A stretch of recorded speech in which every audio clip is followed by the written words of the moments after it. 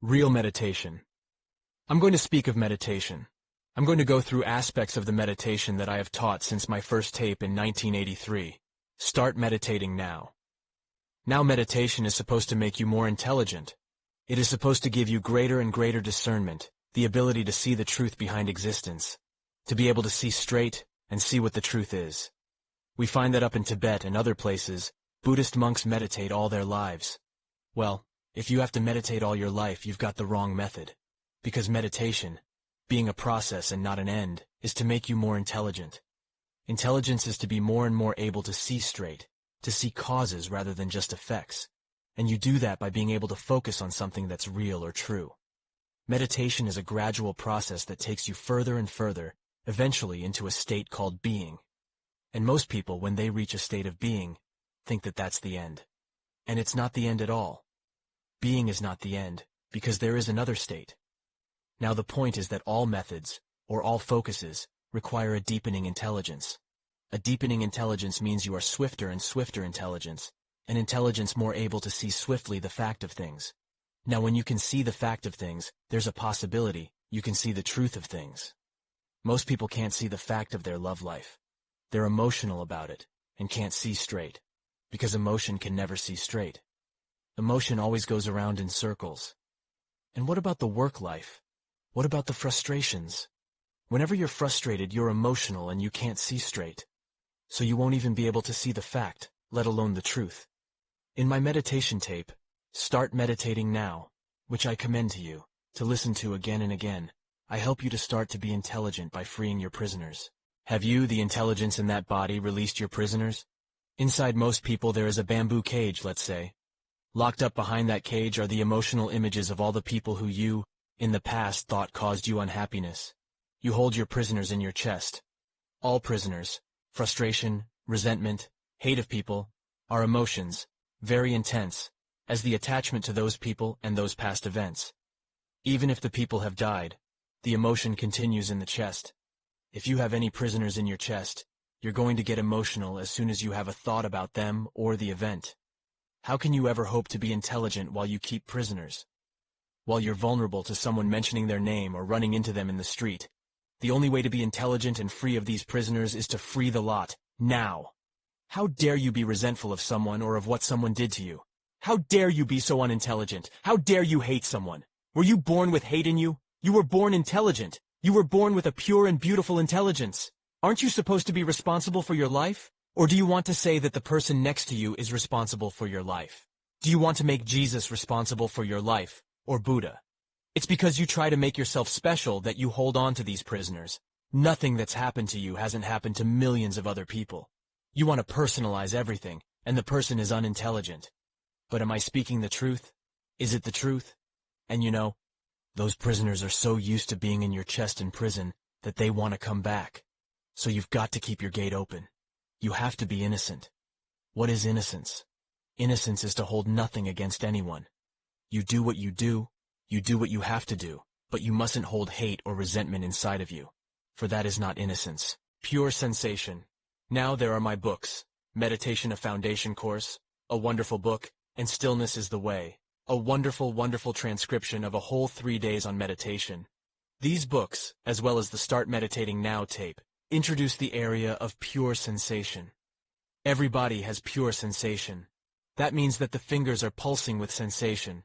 The legs have got the same sensation. The toes, the head, the nose, every part of the body is sensating. So the thing is to focus the intelligence, the attention, on the pure sensation in the body. Have you got it? Have you got it now? Now to do this, you have to have a certain intelligence. The object now is as much as possible to get the whole pure sensation together. You have to practice this as often as you can, until eventually the pure sensation, instead of just being in your hands and your legs, comes together as one sensation.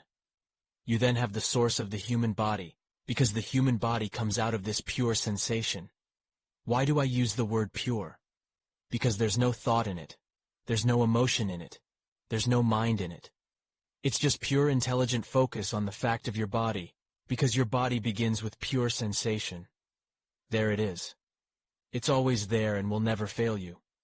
In meditation you have to focus on something that is natural and pure. that never varies. And there it is in your beautiful little body, pure sensation. What a wonderful gift we've got. But of course, if you're thinking, if you're worrying, you haven't got the intelligence to focus on your pure sensation, have you? Or if you've got some prisoners in there and you're concerned about them, you won't be intelligent enough to focus on your pure sensation. You'll be distracted. You'll be manipulated by your emotions and your mind. This pure sensation is always here, always there. It's made by God. It's natural. Made by that which is behind everything, behind your body, wonderful. It will never leave you. It is you. Now this is one way to get into the state of being.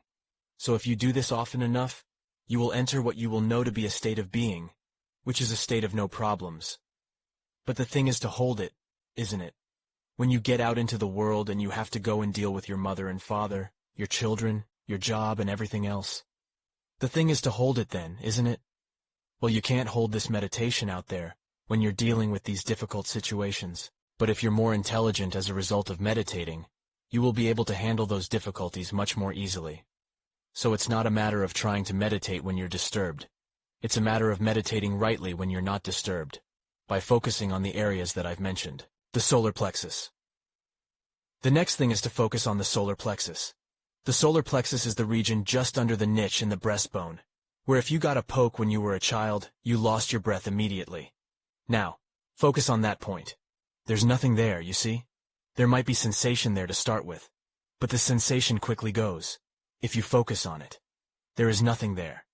Now you must be careful that your emotions and mind don't mislead you.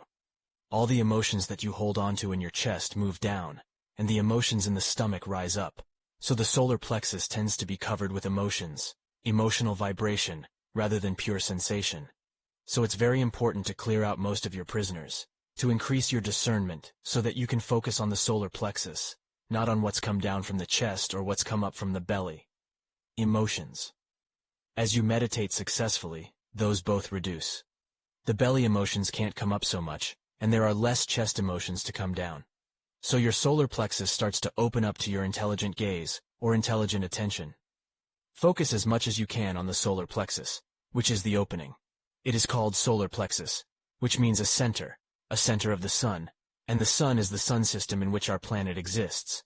The solar plexus is the way of breaking through into vast freedom, represented by the solar system. And then it's just got to happen for you. Like a door has got to open before you can go through it. It's just got to be done for you, which it will, if you focus on it. You can't try. You must not use any force in this. You must be relaxed and easy. The mind is used to using force and trying. You can't do that. You can't take anything that is real by force. You have to be relaxed. And you are intelligent. You have got far more intelligence than you think. You just have to become stiller and stiller. Then you won't slide off it. It's a sort of guardian of the threshold, the emotions or whatever it is, over the solar plexus. You can't go through there.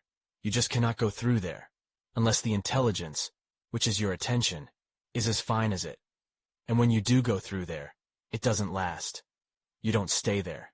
It just gives you a knowledge, a self-knowledge, which is what we're concerned with here. Self-knowledge. Well-being. The next practice is to meditate or focus the intelligence on the well-being in your body. Now every living body on earth has well-being in it. It is a gift from the great God that's behind everything. This well-being is a psycho-spiritual quality or state. You have to be very still to stay with it. But stillness is the way. Stillness is intelligence. There it is. The more you discover your well-being, and the more often you focus on it, when you're walking around doing anything, the more you'll smile. Your body will smile because it is your body that smiles, you see? And your body enjoys the well-being in it. It's nourishment to it. The more you smile and be light. Because when the body is heavy, it's not so easy to find the well-being, is it? Do you hear me? You are alive. That means there is life in your body. This life is nourishing your body every moment. The well-being in the body is the wonder of the life in it. When you focus on it, something powerful happens inside your subconscious, where it is not accessible to the mind. Something powerful happens. It just happens. I didn't say it was easy. I said it was simple. I didn't say it was easy. I said it was simple. You see, the human mind is complicated. Unless something is complicated, we find it very difficult to understand. Truth is not complicated. It is in your body. It is what you are. It is your intelligence in your body. It is yours. It is wondrous that you have it all, in that body. But it's simple.